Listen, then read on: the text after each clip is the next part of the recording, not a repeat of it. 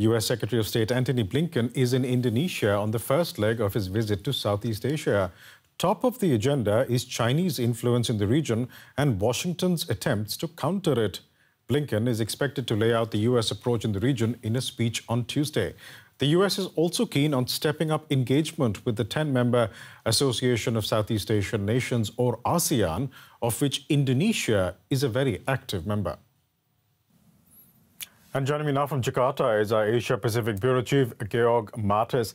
Georg, the U.S. sees China as a competitor. What is the view in Indonesia? I'd say the view in Indonesia, the world's fourth most populous country, dealing with China, the most populous country in the world, is a different one. The economic ties, of course, with China here into Indonesia are immense. China is the second largest foreign investor in Indonesia, so there's a lot of economic interests. And the Indonesians, of course, very well know why the Americans are now turning towards Southeast Asia in order to gain more allies in this geopolitical picture they're drawing of the region, and knowing that China is seeking the same intention. And so they will carefully listen what the American Foreign Secretary here will have to say. But they must have some expectations as well. So what are Jakarta's expectations from this visit? Well, obviously, for the Indonesians, there's a number of things to gain from the current situation and the tensions between US and China. One possibility, of course, is the relocation of investment, US investment in China to other Southeast Asian nations, and that is where Indonesia is hoping to gain its share. Then another opportunity that so far in the talks hasn't been mentioned at all, but something that Indonesia and generally nations in Southeast Asia are very keen to get is access to the US market. So quite a lot of economic interest. And then, of course, there's strategic interest, particularly if you look at the South China Sea. And there is also talk of the U.S. strengthening engagement with ASEAN, and Indonesia has been a key member of the grouping in past years. How does Jakarta see ASEAN engagement with the United States?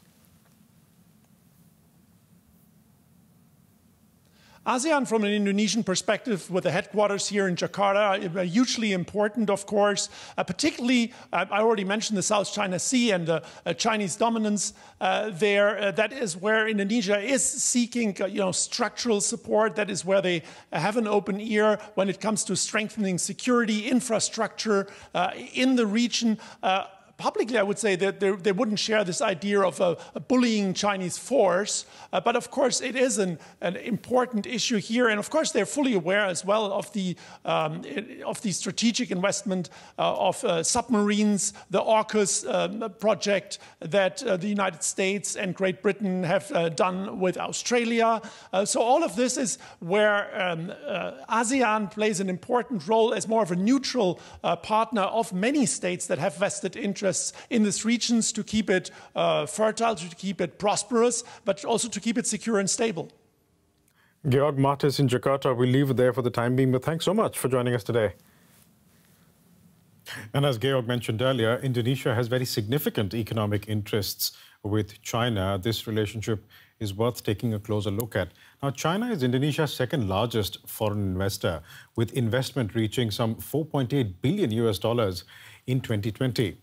Chinese investment in Indonesia has increased every year since 2016.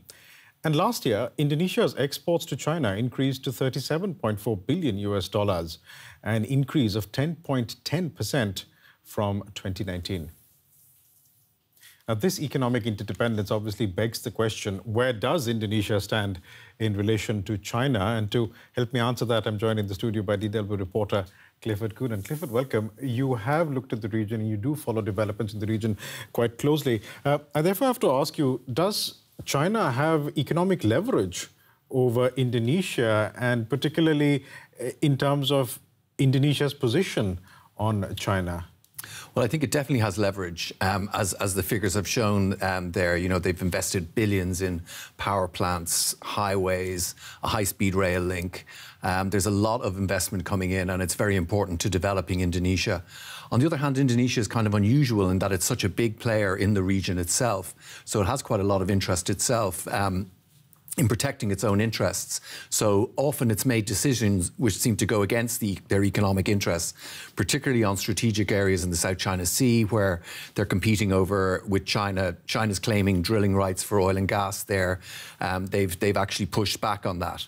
But generally, China is such a big player that it does make it a real challenge for Indonesia to push itself through. But it's the same story across in other nations as well, other ASEAN member nations such as Cambodia or Laos, right? Yeah, it's interesting looking at Blinken coming down the steps of the plane today. You know, it's such a diverse region, and there's so many different issues at play. You know, you've got Cambodia, where Hun Sen is at the moment about to trying to appoint his son as his successor. Then you've got Thailand, which has had a military coup. There's all these different issues at play, and the US is trying to deal with all these different kinds of issues on the terms in which it knows. It's quite, you know, ideological and pro-democracy in its approach, but at the same time, it has to protect its interests and try and regain some of the interests that it has frankly lost over the last few years to China, which has been just much more active in the region. We had 4 years of Donald Trump in which the US wasn't in the region at all, or barely in the region at all. And so he's got his work cut out for him. Now, where does that leave the United States? I mean, as you mentioned, China has really made lots of inroads, particularly when it comes to trade and actually providing money for infrastructure projects, for example, across much of Southeast Asia. Where does that leave the United States? How does the United States bring Southeast Asian nations like Indonesia or Malaysia on board if it wants to be seen as countering Chinese influence in the region? Well, I think one thing that the US has a lot of goodwill in the region. I think it's very popular with people. You know, the US is still seen in many ways as a kind of a standard. You don't get the same sense of goodwill towards China, for example. At the same time, China beats this one message the whole time, which it just brings the money. And so it's going to come down to the US actually coming up with the money and providing help to develop these infrastructure projects that are so needed, and start moving towards maybe a bigger trade basis. We've seen Biden mention that he wants a trade platform for the region. Right. We don't know the details of that yet, but it's going to be on things like it's going to have to come up with the goods on trade. Interesting space to watch. Clifford Coonan, thanks so much for coming into the studio for that.